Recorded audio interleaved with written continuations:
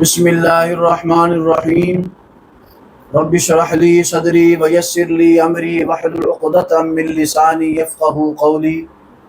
ناظرین کرام، ہمارے خوابوں کے چینل میں ایک بار پھر آپ کو خوش آمدید کہتے ہیں۔ آج ہم بات کریں گے، اگر کسی شخص کو کوئی دوسرا شخص کانٹا چبھوئے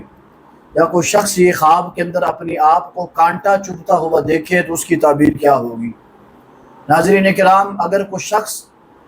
یہ دیکھے کہ کوئی دوسرا اس کو کانٹا چبھو رہا ہے،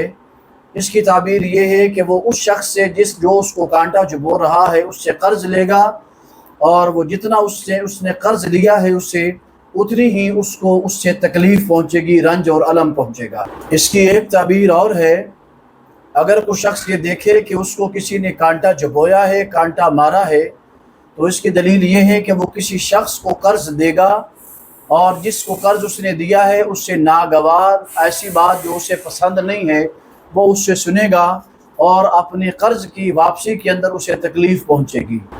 ناظرین کرام، حضرت ابراہیم کرمانی رحمۃ اللہ علیہ فرماتے ہیں، اگر کوئی شخص دیکھے کہ اس کے پاؤں میں بہت سارے کانٹے چبھے ہیں، اس کے پاؤں میں مختلف کانٹے لگے ہیں، اس کے پاؤں میں کانٹے چبھے ہیں، تو یہ اس کی تعبیر یہ ہے کہ وہ کافی سارا کچھ لوگوں سے قرض لے گا جو اس کی تنگ دستی کا سبب بنے گا، اور بالآخر اللہ تعالیٰ ان تمام تر قرضوں سے اسے رہائی عطا فرمائے گا۔ حضرت امام جعفر صادق رضی اللہ تعالیٰ عنہ فرماتے ہیں کہ خواب کے اندر کانٹا 3 وجوہات پر ہے۔ اگر کوئی شخص خواب کے اندر کانٹا دیکھتا ہے یا اس کو لگتا ہے یا کوئی اسے چھپاتا ہے یا وہ کسی کو چھپاتا ہے، آپ فرماتے ہیں کہ اول قرض، دوسرا کاموں میں مشکل، اور تیسرا اس کے لیے رزق کی تنگ دستی ہے، اور ایک چیز اور ہے کہ اسے کسی دوسرے انسان سے ناگوار جملہ مثلا گالی وغیرہ بھی سننے کو مل سکتا ہے۔ اللہ تعالی ہم سب کو نیک اور بہترین خواب دیکھنے کی توفیق عطا فرمائے۔